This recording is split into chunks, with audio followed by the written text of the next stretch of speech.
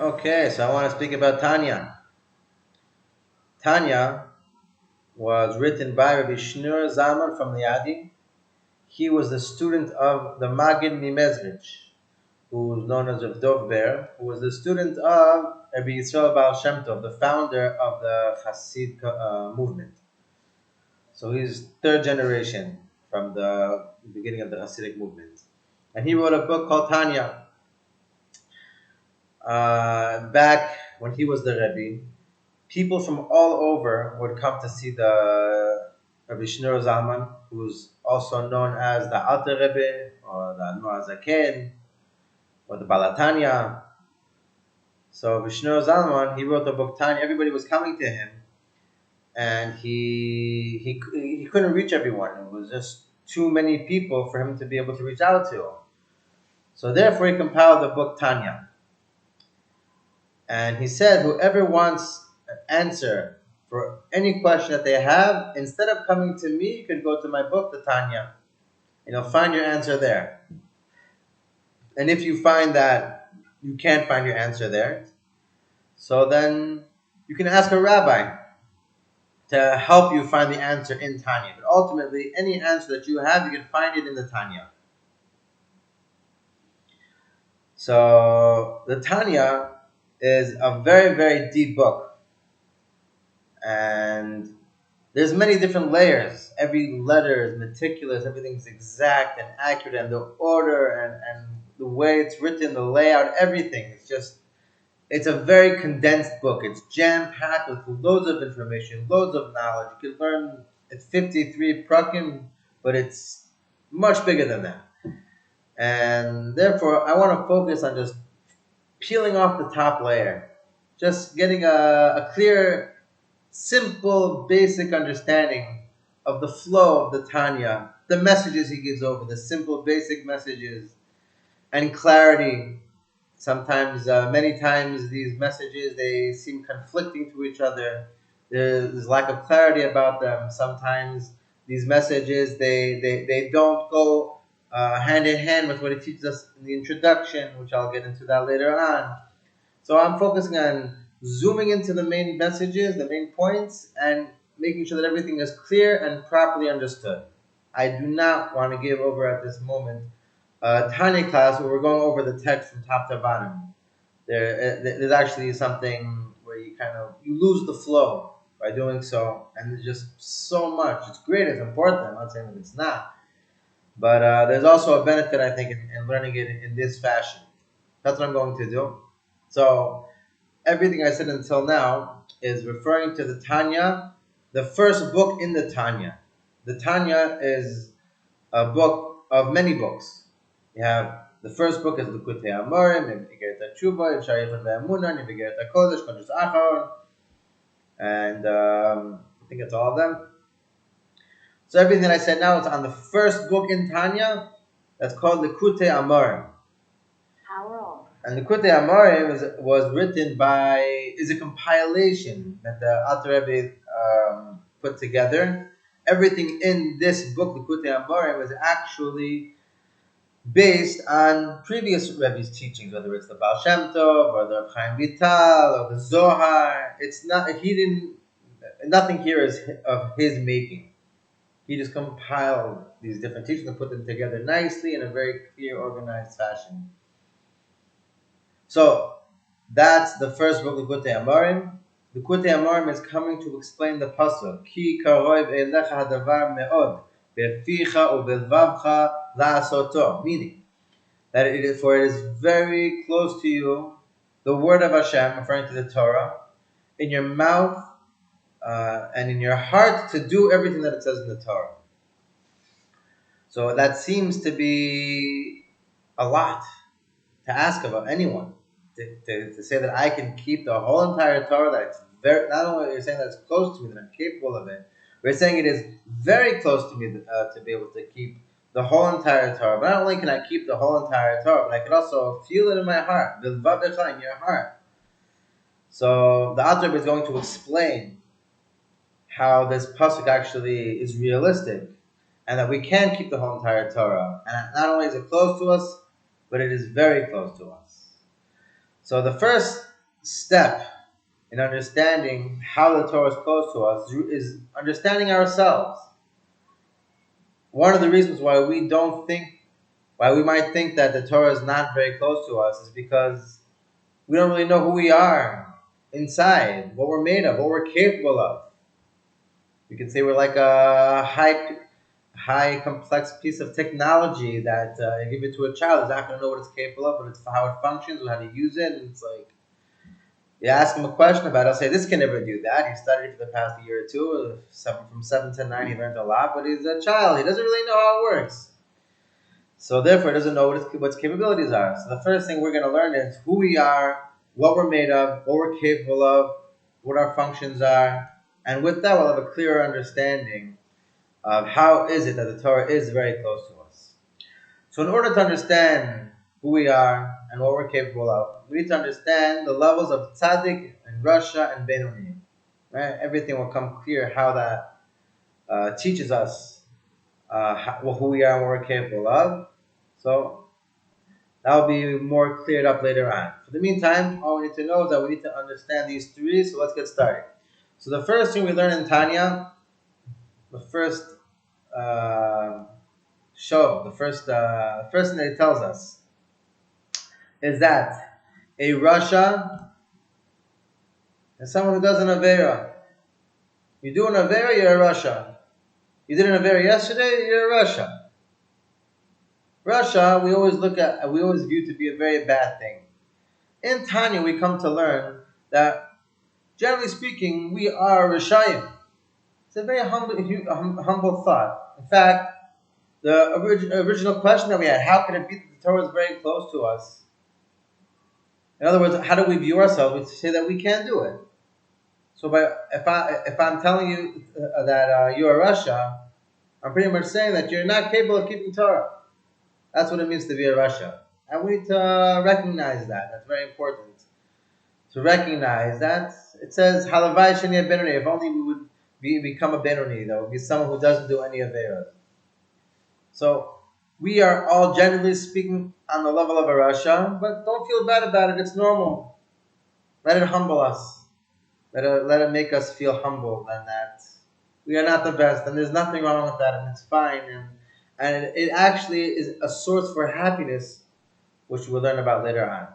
So, not trying to make anyone feel bad, but we do averas, and generally speaking, most people who do averas, all people who do averas, are in the category of a rasha. There are different levels of rashayim. We'll learn about those more later on. And then we have a tzaddik. A tzaddik is someone, not only does he never do averas, but he doesn't even have a yetzer hara. He completely eliminated the yetzer hara. We will learn later on that there is such a thing as a tzaddik with the yetzer hara, but it's so minute, it's as if it doesn't exist. It has literally practically no effect on him whatsoever. It's just so small. It's batul b'shishim, as it says in the Gemara, which is also said later on in Tanya. Some are batul b'elef, some are batul. It's so minute, it's as if it's not there. So a tzaddik is someone who doesn't have a yetzer hara at all, or has such a small yetzer hara, it's as if it doesn't exist. And later on we'll learn about the differences between those type of tzaddikim. And then we have a benoni, that he has the yetzer hara, and he has the yetzer tov, but he doesn't do any averos. I will learn later on more details about that. So now we're going to get into a deep dive about the differences between the tzaddikim, the rishayim, and the benoni. That was a very general explanation. Now, without getting into many details, just above perspective, which we'll learn more about later on. But after we have a little bit of understanding, we're going to get into a deep dive about the differences between them, and everything will become clear. So the deep dive is that we learned from Chaim Vital that we have two souls. Don't think you have one soul, you have two souls. Split personality is a normal thing. We have, naturally speaking, every Jew is created with two souls. An animal soul and a godly soul. An animal soul is mostly bad.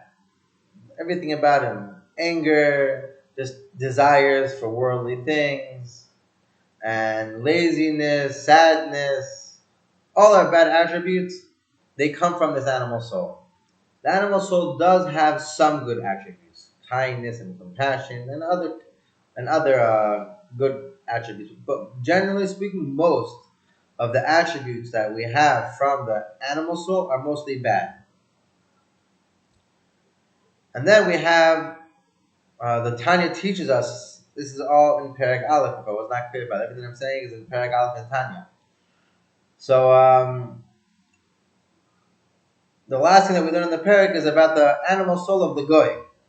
Not a goy, I'm sorry, a bad goy. It says a goy that worships Avodah Zarah, which is a phrase that he uses referring to goyim that are evil. So we're not talking, generally speaking, about all goyim. We're speaking about a group of goyim that are very wicked and very evil, and they do bad things and they go against Hashem. So these goyim, they have an animal soul that is purely evil. Everything they do only to show off to others. That's the wording in the Tanya. So until here is all the messages of Perek Aleph, the Tzadik, Rosh, and Benoni, a little bit of what they are. Understanding them more is understanding that they have two souls, the animal soul and the godly soul, and then he inserts the animal soul of the goy. So I want to just add one more thing. First of all, we said that there's good in the animal soul. And we said there's also a godly soul. A godly soul, before we're done Perek Beis, I think it's clear to say that the godly soul is purely good. So I want to explain a little bit about the difference between the godly good, the good that comes from the godly soul, and the animal good, the good that comes from the animal soul. And together with that, I also want to explain why the Tanya teaches us about the animal soul of the evil goyim. We're trying to understand how the Torah is close to us. Understanding that is understanding ourselves. How is the animal soul of an evil goy relevant to any of that? So first of all, we'll get back to answer those two together because they go together. First thing we need to know is that the good of the animal soul means that he's doing good for the sake of doing good. There is no Hashem in the picture.